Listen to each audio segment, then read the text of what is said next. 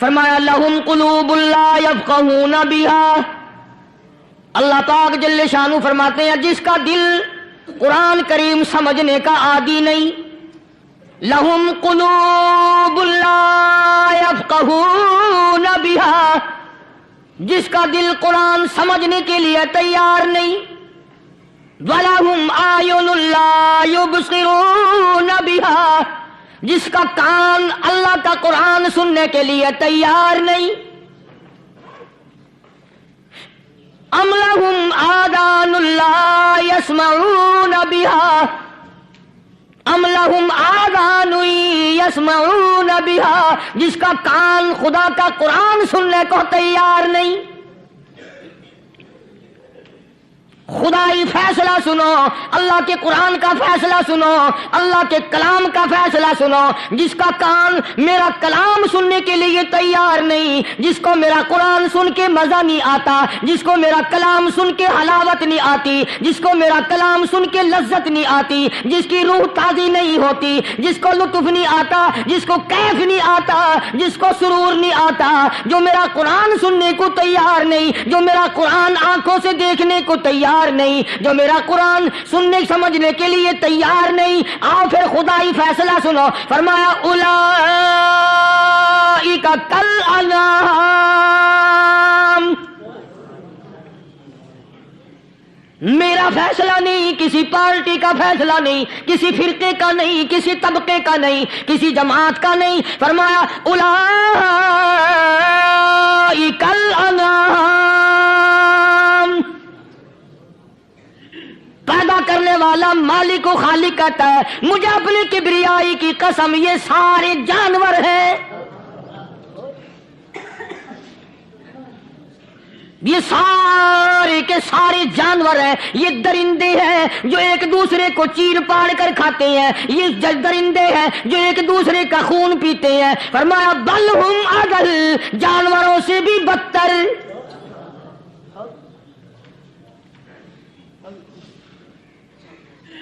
جس کے دل میں قرآن سن کر ترس نہیں، جس دل میں رحم نہیں، اپنے سے کمزور دیکھ کر جس کے دل میں شفقت نہیں، مہربانی کا مادہ نہیں، فرمایا وہ کوئی بندہ ہے، وہ تو جانور ہے، اور خدا غضب میں آ گیا، فرمایا بل ہم اضل، اس سے بھی بدتر۔ اللہ والے جو ہیں وہ ان خصلتوں کو دور کراتے ہیں، اور وہ آدمی کے مزاج اور دل میں سے ایسی چیزیں نکالتے ہیں جو اس کی بربادی کا ذریعہ بنتا ہے۔ دل کی بیماریوں کا کسی کو فکر نہیں، بخار ہو جائے آپ چڑھ جائے آپ کو پتہ چل جاتا ہے، نزلہ ہو جائے آپ کو پتہ چل جاتا ہے، کھانسی ہو جائے پتہ چل جاتا ہے، دل کی بیماریوں کا کیا پتہ چلے؟ صحابہ اکرام رضوان اللہ تعالی علیہ مجمعین کی جماعت کے اللہ پاک کے محبوب حضرت محمد الرسول اللہ صلی اللہ تعالی علیہ وسلم نے دلوں کی صفائی کی۔ پہلے لوگ جھونپڑیوں میں کچے کوٹھوں میں رہتے تھے، نہ اتنی صفائی تھی نہ اتنی ترقی تھی۔ آج برتنوں کی صفائی دیکھو، کپڑوں کی صفائی دیکھو، مکان کی صفائی دیکھو، رات دن بس اسی دھندے میں لگے ہوئے، سارا دن برتن دھونے سے فرصت نہیں، سارا دن کپڑوں کے بناؤ اور سنوار میں فرصت نہیں۔ تو اللہ والے ایسے موقع پر بڑی عجیب بات کہتے ہیں، وہی مجذوب ہے، مجذوب علی رحمت کہتے ہیں بظاہر تو ہر شے میں بے حد صفائی، بظاہر تو ہر شے میں بے حد صفائی، مگر دل میں ہے گندگی انتہائی۔ بظاہر تو ہر شے میں چہرے کی صفائی، بدن کی صفائی، نہ جانے کتنی قسم کا صابن ہے، نہ جانے کتنی قسم کے پاؤڈر ہیں، نہ جانے کتنی قسم کے شیمپو ہیں، نہ جانے کتنی قسم کے کپڑے ہیں، کیا چال ڈھال ہے، کیا نئے نئے ڈیزائن ہے۔ مجذوب کہتا ہے سب کچھ دیکھ لیا، بظاہر تو ہر شے میں بے حد صفائی، مگر دل میں ہے گندگی انتہائی۔ جس یار کی بیٹھک میں بیٹھ کے کھانا کھایا، جس رشتہ دار کی بیٹھک میں بیٹھ کے کھانا کھایا، اسی کی بہن کو دیکھ کر آبرو پہ ڈاکہ ڈالنے کا پروگرام ہے۔ جس دوست کے گھر میں بیٹھ کے کھانا کھایا، اسی دوست کی بیوی کی عزت لوٹنے کا پروگرام ہے۔ زمانے میں اب بھی دلی جیسے شہر میں اگر دعوت کی جاتی ہے تو وہاں ایک تشتری میں نمک آتا ہے سب سے پہلے. عرب میں بھی دستور تھا پرانے زمانے میں، اگر کوئی دعوت کرتا، کوئی تقریب کرتا، سب سے پہلے نمک آتا تھا. ایک ایک انگلی ہر شخص نمک چاٹتا تھا. کیا مطلب؟ جس نے نمک چاٹ لیا اب وہ نمک حرامی نہیں بنے گا. اس گھر میں چوری کرنا، اس گھر کی آبرو کا غلط تصور لانا، اس گھر کے مال میں خیانت کرنا وہ حرام سمجھتا تھا جس گھر کا میں نے نمک چکھ لیا. اور مسلمانوں کی بات نہیں، ہندوؤں کی بھی یہ باتیں تھی. مولانا محمد علی صاحب جلندری سب قید رحمت اللہ علیہ فرمایا کرتے تھے کہ ایک سکھ تھا بہت بڑا ڈاکو، مسلمان اور ہندو مل کر اس کو ساتھ ملا کر کے لے گئے کہ یہاں اس گاؤں میں اس پنڈ میں ڈاکہ ڈالیں. سفر کر کے گئے، تکلیف اٹھا کے گئے. اس سکھ ڈاکو نے پوچھ لیا کہ یہ کون سا گاؤں ہے کہ یہ فلانا ہے. اچھا سارے کے سارے یہ تلاش کرو، یہ سوچ بچار کرو، اپنے پنڈ کی، اپنے علاقے کی، کسی مسلمان کی، کسی ہندو کی، کسی سکھ کی، کسی چوڑے چمار کی اس گاؤں میں لڑکی تو نہیں؟ ہمارے یہاں سے کوئی لڑکی تو شادی ہو کے یہاں نہیں آئی ہوئی. ان ساروں میں سے کہنے لگا کہ ہمارے بھنگی کی لڑکی جمعدار کی یہاں آئی ہوئی ہے. کہنے لگا واپس چلو، بیٹی بیٹی ہے چاہے بھنگی کی ہو یا نواب کی ہو. ارے کل بیٹی کا ڈولا دیا تھا کہ دھکا ڈالیں گے، شرم نہیں آئے گی؟ آج وہ تصور کہاں چلے گئے اور ہم سب روتے پھرتے ہیں سکون نہیں، سکون نہیں، اطمینان نہیں. ارے اطمینان آئے گا کیسے؟ ہمارے دل بے ایمان ہے، نیتیں خراب ہیں، آئے گا کہاں سے؟ صحابہ کرام رضوان اللہ تعالی علیہ مجمعین کی جماعت نے اس قدر اس بات پہ محنت کی اور کوشش کی کہ غلط لقمہ بھی پیٹ کے اندر نہ چلا جائے. چنانچہ میں علی الاعلان کہتا ہوں 1,29,000 صحابہ کرام کالی کملی والے کے دیوانے اور پروانے، حضور کے یار جانثار، حضور کے ساتھ پھاقا کھانے والے، پھاقوں مرنے والے، پتھر کھانے والے، اپنے بچوں کے ٹکڑے ہوتے ہوئے دیکھ کر لا الہ الا اللہ محمد الرسول اللہ کی صدا بلند کرنے والے صحابہ کرام کا یہ حال تھا. پیدل سفر کر کے جاتے تھے یہودی عیسائی، شام نکل گئے، فلسطین نکل گئے، ہندوستان آ گئے، 2 سال لگ جاتے تھے. اپنی جوان بیٹیوں کو مسلمانوں کے گھروں میں چھوڑ کے آ جاتے تھے. کبھی نگاہ نبوت نے جن کو رنگ دیا تھا، کبھی کسی صحابی پہ ذرہ برابر الزام نہیں لگا. ان یہودیوں کا، ان عیسائیوں کا یہ عقیدہ تھا کہ محمد صلی اللہ علیہ وسلم کے جو غلام ہیں ان کی نگاہ بھی پاک ہے، ان کے دل بھی پاک ہیں، ان کے ارادے بھی پاک ہیں، ان کے ہاتھ بھی پاک ہیں.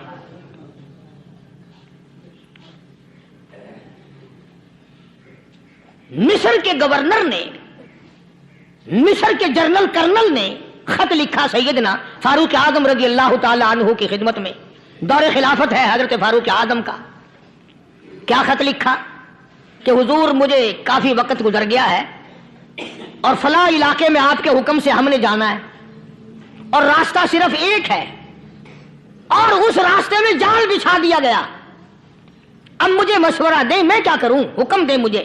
جال کیا بچھا دیا گیا کہ ہمیں پتا چل گیا ہے عیسائیوں نے پروگرام بنایا، سینکڑوں لڑکیاں تلاش کر کر کے بڑی خوبصورت حسینہ اکٹھی کی ہیں، ان کو گانے بجانے کی ٹریننگ دی ہے، ان کو اچھی اچھی آوازوں والی لڑکیاں ڈھونڈ کے لائے ہیں اور انہوں نے یہ پروگرام بنایا کہ جب مسلمانوں کی فوج اس گلی سے گزرے گی ان کوٹھوں کے اوپر چڑھ کے گانا بجانا کریں گے تاکہ ان کے دل میں بدماشی آئے اور ان کا بیڑا غرق ہو. کبھی کافر کا یہ عقیدہ تھا کہ مسلمان کا دل بگڑا تو یہ گیا، اس کی نیت میں خرابی آئی اور یہ تباہ ہوا. جناب فاروق اعظم رضی اللہ تعالیٰ عنہ نے اسے یہ خط نہیں لکھا کہ تو قرآن پڑھا کر، تو نفل پڑھا کر.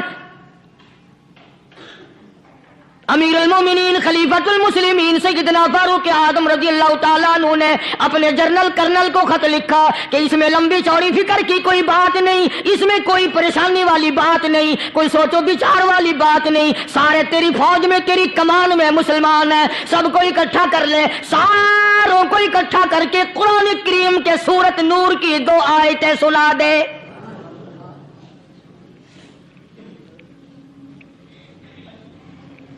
یہ بھی نہیں فرمایا کہ سزا سناؤ، اتنے کوڑے لگیں گے، جو خلاف کرے گا یوں قید ہوگی.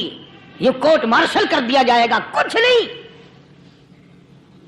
جناب فاروق اعظم رضی اللہ تعالیٰ عنہ کی رائے دیکھو، ان کے خیال میں قرآن کریم میں اتنی بڑی طاقت ہے، اتنی بڑی عظمت ہے، اتنی بڑی کرامت ہے، کلام الہی میں اتنا بڑا شرف ہے۔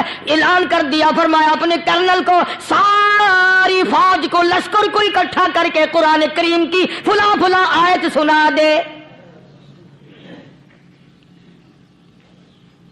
اور اس کے بعد بے دھڑک فوج کو، لشکر کو اسی راستے سے گزار کے لے جا، بے دھڑک لے جا۔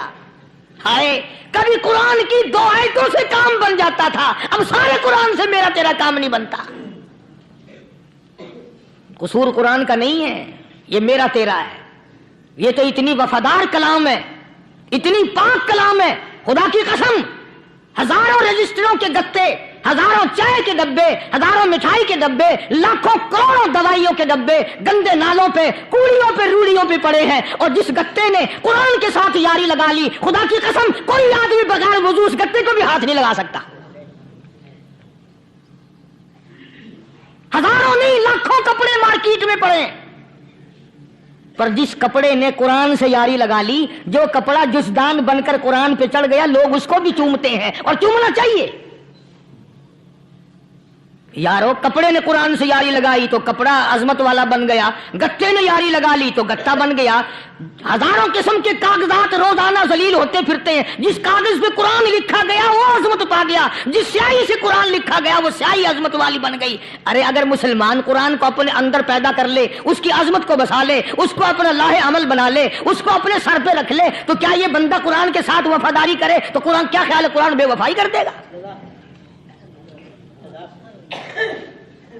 یقین نہیں، یقین اصل بات اعتقاد کی ہے۔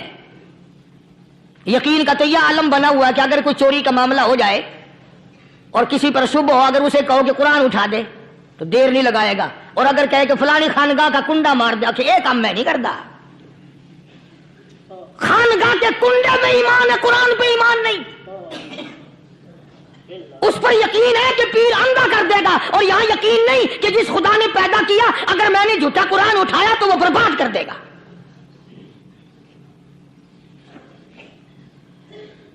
عجیب عجیب لوگ ہیں۔ چنانچہ مصر کے کرنل نے، مصر کے جنرل نے ساری فوج کو اکٹھا کر لیا۔ اس نے بھی یہ بات تو نہیں کہی کہ فاروق اعظم کو دوبارہ خط لکھتا کہ حضرت یہ تو 2 آیتیں آپ نے لکھی، یہ تو سارا قرآن روز پڑھتے ہیں، پر بنے گا کیا؟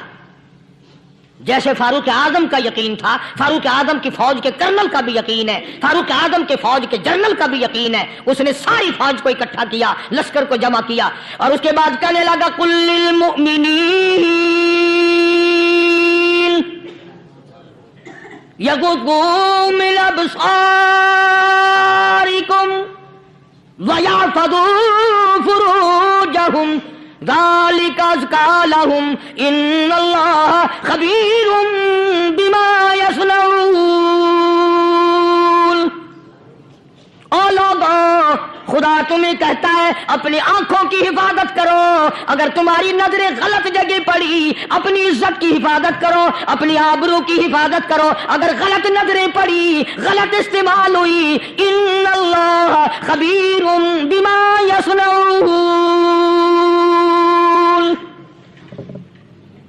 اللہ پاک تمہاری ساتھ ساتھ ہے، وہ ہر چیز کو دیکھتا جائے گا، وہ ہر چیز تمہاری دیکھے گا۔ چنانچہ تاریخ شاہد ہے، ابن حشام نے لکھا ہے، ابن خلدون نے لکھا ہے، اور کئی مورخین نے لکھا ہے کہ جب مسلمان جنرل نے، مسلمان کرنل نے اپنی فوج کو قرآن کی 2 آیتیں سنائی اور اس کے بعد حکم دیا چلو، تمام کا تمام لشکر چل رہا ہے، ادھر ڈھول بجا، دھماکے بجے، گانا شروع ہوا، گانا بجانا شروع ہوا، ساری فوج نکل گئی، سارا لشکر چلا گیا۔ لڑکیوں نے دیکھا کہ یہ تو ختم ہو گئے، نیچے آواز دے کے کہنے لگی اور جانے والوں یہ ساری فوج کئی اندھوں کی فوج تو نہیں؟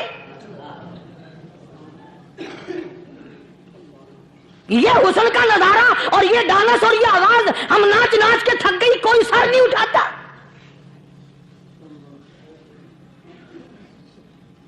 اور آج دیکھ لیں آپ،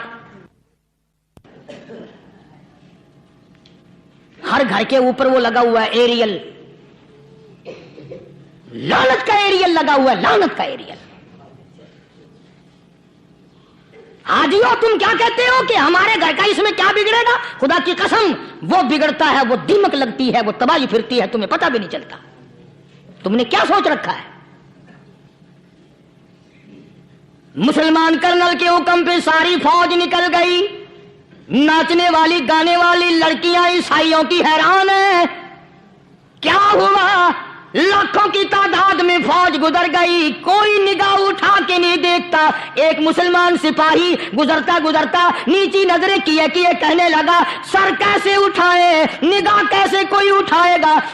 یہ سارے کے سارے اللہ کا قرآن سن کر آئے ہیں۔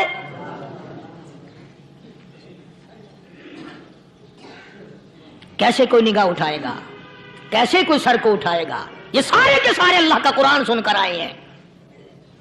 ان کا عمل ہوا نا قرآن پہ، ان کے عمل کا کتنا بڑا اثر پڑا۔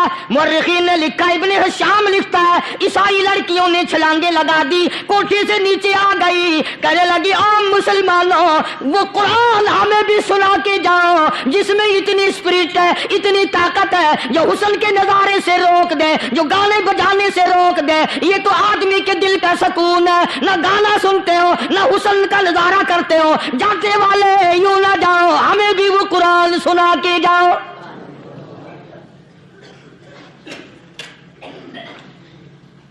اس قرآن میں کتنی بڑی طاقت ہے، وہ کتنی عظمت ہوگی، اس میں اس کلام میں کتنی برکت ہوگی، جس کلام میں یہ تاثیر ہے کہ وہ ایسی ایسی چیزوں سے روک دیتا ہے۔ چنانچہ ایک مسلمان سپاہی چلتا بھی جاتا ہے اور کہنے لگا وَقُلْ لِلْمُؤْمِنِينَ،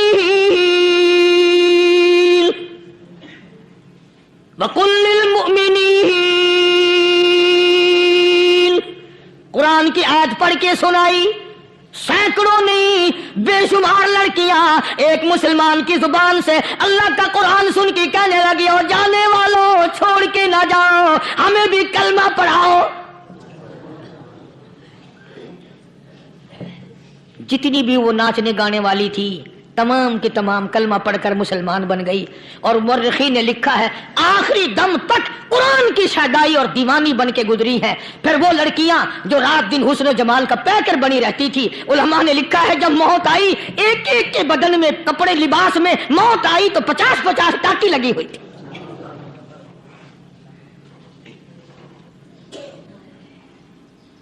بظاہر تو آج بھی بڑی جھاڑا پنجی ہے، بڑی صفائی ہے، بڑی دوڑ دھوپ ہے۔ اسی کو مجذوب الاعلان کہتا بظاہر تو ہر شے میں بے حد صفائی، مگر دل میں ہے گندگی انتہائی، کبھی اس کے دھوکے میں آنا نہ بھائی، یہ سب ہے رعائی، یہ بس ہے رعائی۔ یہ تو چیز ہی کچھ نہیں، بڑے بڑے دھندے ہمیں پلٹتے دیکھے، بڑے بڑے نظام بگڑتے دیکھے۔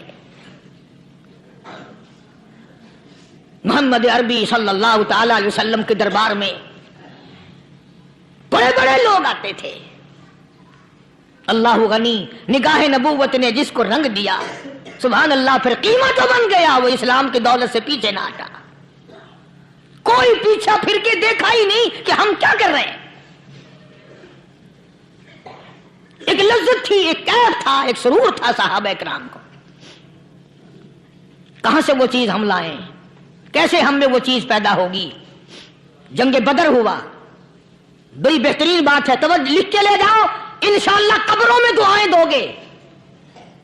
جنگ بدر ہوا، 70 سے زیادہ کافر پکڑے گئے، مدینے میں پکڑ کے قیدی بنا کر کے لائے گئے۔ تنگ دستی کا زمانہ ہے، 1 سال نہیں ہوا مسلمان اجڑ کے آئے تھے، مار کھا کے آئے، پریشان ہو کر آئے، دن دولت چھوڑ کر لٹا کر آئے، ان کے پلے کیا تھا؟ شام کا وقت ہوا، مدنی کریم صلی اللہ تعالی علیہ وسلم نے مسجد کے دروازے میں کھڑے ہو کر اعلان فرما دیا، کون ہے کون ہے جو میرے مہمانوں کو کھانا کھلائے؟ اور وہ مہمان کوئی شہنشاہ نہیں تھے، ہیں بھی کافر، ہیں بھی اسلام کے دشمن، آئے بھی صحابہ کرام کو مارنے، میدان جنگ سے پکڑ کے لائے گئے، جنگی قیدی ہیں۔ اس نبی کی طرف کبھی منہ کیا کر جس نبی کا تو غلام ہے، امتی بنا پھرتا ہے۔ فرمایا کون ہے جو میرے مہمانوں کو کھانا کھلائے؟ صحابہ کرام میں سے کسی نے 2 پکڑ لیے، کسی نے 1 کو ساتھ لے لیا۔ ایک بنادار سا غریب سا صحابی ہے، اس نے ساتھ لے لیا ایک مہمان اور گھر لے کے گیا۔ بیوی کو کہنے لگا کہ کھانا کتنا ہے؟ کہ بس 1 آدمی جوگا ہے، 1 آدمی کی کافی ہوگا۔ کان میں کہنے لگا اپنی بیوی کے، دستور تھا عرب کا، مہمان اور میزبان اکٹھے کھایا کرتے تھے۔ اپنی گھر والی کے کان میں کہنے لگا کہ اس کے آگے کھانا رکھ دیں گے مہمان کے، جب یہ کھانا شروع کر دے گا کسی بہانے سے دیوا بجھا دیو، میں یوں ہی منہ کو خالی ہلاتا رہوں گا، یہ کھانا کھا لے گا، پیٹ بھر جائے گا اس کا۔ چنانچہ کھانا آگے رکھ دیا، جو کچھ بھی تھا۔ اس نے کھانا شروع کیا کہ جی آپ بھی کھائیں، کہ ہاں میں بھی کھا رہا ہوں۔ بس یوں ہی کھانے میں بھی ہاتھ لگائے، منہ کو بھی ہاتھ لگائے اور منہ کو چلائے بھی برابر۔ بیوی نے چراغ بجھا دیا۔ یہ عمل تو صحابی کر رہا ہے اپنے گھر میں۔ ادھر قرآن کریم نازل ہو گیا محمد کریم صلی اللہ علیہ وسلم کی ذات پہ، فرمایا وَيُؤْثِرُونَ عَلَىٰ أَنفُسِهِمْ وَلَوْ كَانَ بِهِمْ خَصَاصَةٌ وَمَن يُوقَ شُحَّ نَفْسِهِ فَأُولَٰئِكَ هُمُ الْمُفْلِحُونَ۔ اور میرے محبوب مبارک ہو، تیری امت میں ایسے لوگ بھی ہیں جو اپنا منہ خالی ہلا رہا ہے، بیوی بھوکی بیٹھی ہے، چراغ بجھائے بیٹھی ہے اور اپنے ہاتھ کو خالی چلا رہا ہے، اور میرے بندے کا پیٹ بھر رہا ہے۔ اور میرے محبوب مجھے اپنی عظمت کی قسم، میں تیری ان دیوانوں پہ جنت واجب کر چکا۔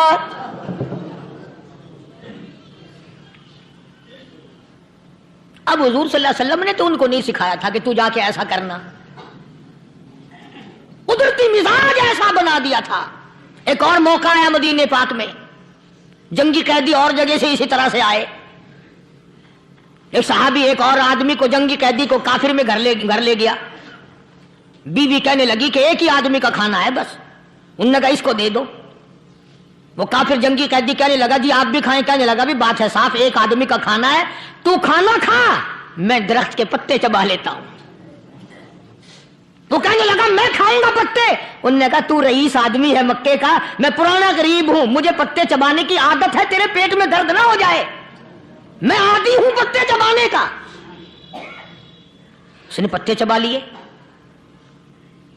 کافر مسافر اور مہمان جو تھا جنگی قیدی، اس کو کھانا کھلا دیا۔ دوسرے دن پھر ایسی نوبت آئی، اس نے کہا آپ بھی میرے ساتھ کھانا کھائیں گے؟ کہ نہیں بھائی تو کھا، میں پتے چبانے کا عادی ہوں۔ 2 دن تو اس کافر نے کھانا کھا لیا، اور جب تیسرے دن اس کے آگے کھانا آیا، انہوں نے کہا بھائی تو ہی کھا، بس اتنا ہی کھانا ہے، میں تو میاں بیوی ہم تو پتے چبا لیں گے۔ اور کہنے لگا مدینے والوں تم خود پتے چباتے ہو، دشمنوں کو کھانا کھلاتے ہو، آج میری بھی ایک شرط ہے، پہلے کلمہ پڑھا پھر کھانا کھلا۔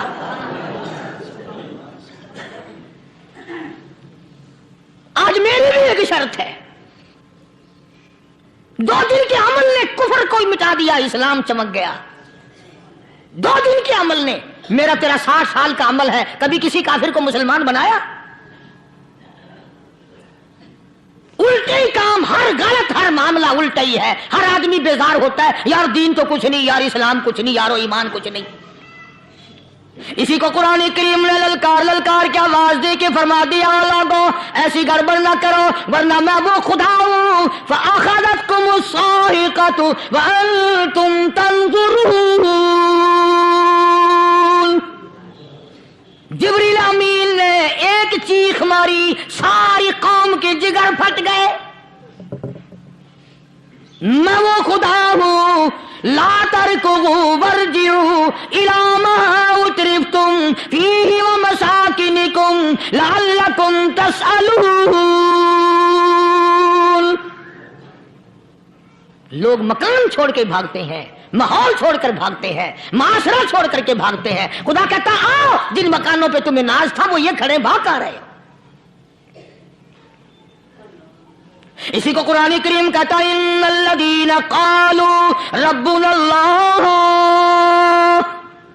ثم استقاموا، وہ آدمی جس نے لا الہ الا اللہ محمد الرسول اللہ صلی اللہ علیہ وسلم پڑھا، اللہ کی توحید کا اقرار کر لیا، او میرے مالک تیرے سوا میرا کوئی مشکل کشا نہیں، حاجت روا نہیں، میرے دل کے بھید کو جاننے والا نہیں، میری بگڑی بنانے والا کوئی نہیں، اجڑوں کو بسانے والا کوئی نہیں، کھیتی کو آباد کرنے والا کوئی نہیں، ایک دانے سے سینکڑوں دانے بنانے والا تیرے سوا کوئی نہیں۔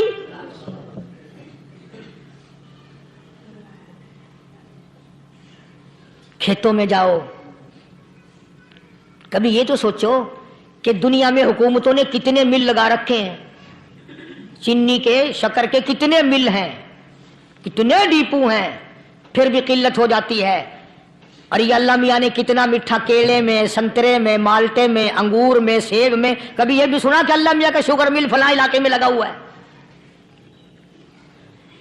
کبھی یہ تو دیکھو کہ یہ قدرت کاملہ کے سوا اور کون پیدا کر رہا ہے؟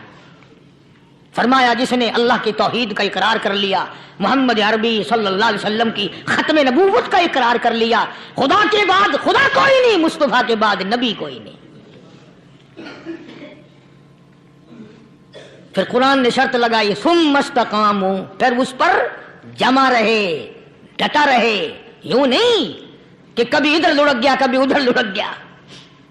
لوگ تو بدل جاتے ہیں، لوگوں کا کیا ہے؟ پچھلے سال کی بات ہے، یہیں مغرب کی نماز کے بعد گرمی کے موسم میں میں یہاں بیٹھا ہوا تھا باہر، آگے شہر کے وہ آدمی، وہ کہنے لگے جی ایک کام آئے ہیں۔ میں نے کہا کیا؟ کہ 25,000 روپے چوری ہو گیا ہمارا، بتاؤ ہمیں۔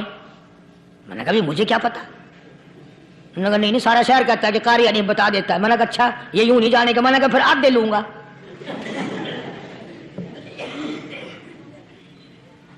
25,000 گم ہوئے ہیں نا، 12.5 میرے 12.5 تمہارے۔ کہنے ہیں دیکھو نا جی بال بچے چھوٹے چھوٹے غریب بچے ہیں جن کے وہ پیسے ہیں۔ میں نے کہا اچھا میں بادشاہ لگا ہوا ہوں؟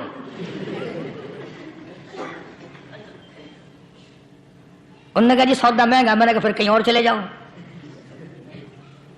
جتنا میں نے سمجھایا نہیں ماننا کہ اگر ہمیں یوں پتہ چل جائے مولویوں کو ولیوں کو تو پھر یہ لاکھوں کروڑوں پولیس والے رکھنے کی ضرورت ہے بھلا؟ اتنی بڑی فوج کا رکھ کر کیا کریں گے ہم؟ اربوں روپیہ فوج کا خرچہ ہے، 2 ولی، ایک ولی کو اس بارڈر پہ بٹھا دیں گے، ایک ولی کو اس بارڈر پہ بٹھا دیں گے، پھر ہم بڑھا نہ دیں گے اولیاء کرام رجمت؟ ذہنیت مری گئی، سمجھ نہیں پاتے، دین کے قریب نہیں آتے لوگ، سمجھتے نہیں۔ فرمایا ثم استقاموا تتنزل علیہم الملائکۃ الا تخافوا ولا تحزنوا وابشروا بالجنہ التی کنتم توعدون۔ قرآن کہتا ہے ادھر ولی کی موت آتی ہے، ایسا آدمی جو اپنے کلمے پہ جمع رہے، شرک و بدعت کی لعنت سے بچے، کفر و نفاق سے بچے۔ ادھر موت آتی ہے، ادھر فرشتے کہتے ہیں گھبرانا، غم نہ کر، بہشت کے دروازے تیرے لیے سارے کھلے ہوئے۔ وَلَكُمْ فِيهَا مَا تَشْتَهِي أَنفُسُكُمْ وَلَكُمْ فِيهَا مَا تَدَّعُونَ۔ فرمایا ہم تمہاری ہر اس تمنا کو پورا کریں گے، ہر اس آرزو کو پورا کریں گے، جو مانگو گے وہی ملے گا، جو کہو گے وہی دیا جائے گا۔ نحن اولیاؤکم فی الحیات الدنیا وفی الآخرہ، ہم دنیا میں بھی تمہارے کارساز ہیں، ہم آخرت میں بھی تمہارے کارساز ہیں، ہم دنیا میں بھی تمہارے دوست ہیں، آخرت میں بھی تمہارے دوست ہیں، اور خدا کے یہاں وہ انعام ملے گا۔ اللہ غنی، رائی کے دانے کے برابر نیکی کی ہوگی، جب پہاڑوں کے برابر ثواب ملے گا تو آدمی حیران ہوگا، یا اللہ تیرے جیسا بینک تو کسی کا بھی نہیں۔ رائی کا دانہ لے کر پہاڑ واپس کر دیا، مالک نے نجات کا ذریعہ بنا دیا۔ فرمایا نزلا من غفور رحیم، یہ مہمانی ہے پروردگار عالم کی طرف سے۔ قرآن اعلان کر کر کے کہتا وبالاسحار هم یستغفرون۔ اللہ پاک فرماتے ہیں میرے بندوں کی نشانی یہ ہے کہ وہ آخری رات میں بڑے ویلے سحری کے وقت اٹھ کر استغفار کرتے ہیں، اللہ کے حضور میں معافی مانگتے ہیں، روتے ہیں، عاجزی کرتے ہیں. کہتا کہ ایک تڑپ سی دل میں امنگتی ہے، ایک درد جگر میں ہوتا ہے. ایک تڑپ سی دل میں امنگتی ہے، ایک درد جگر میں ہوتا ہے. ہم رات کو رویا کرتے ہیں جب سارا عالم سوتا ہے. سب لوگ سوئے ہوئے ہوں اور اللہ کا دروازہ کھٹکھٹا، اندھیرے میں مالک کائنات کے سامنے جھولی پھیلا، اپنی بگڑی کا سوال کر، اپنی مشکلات اس مالک کے سامنے پیش کر جو سارے جہان کا خالق و مالک ہے. عقیدہ بھی بناؤ، اعمال بھی بدلو، مزاج بدلو، طبیعتوں میں انقلاب لاؤ، اور لوگوں ان گھروں کو مسلمانوں والے گھر بناؤ. تم برا مان کے جاؤ یا بھلا مان کے جاؤ، میں اپنے عقیدے کی بات کو چھپاتا نہیں. جس گھر میں کوئی مرد عورت قرآن کے کھولنے والا نہیں، میں اس گھر کو مسلمان کا گھر نہیں کہتا، وہ چوڑے اور کرار اور سکھ کا گھر ہے.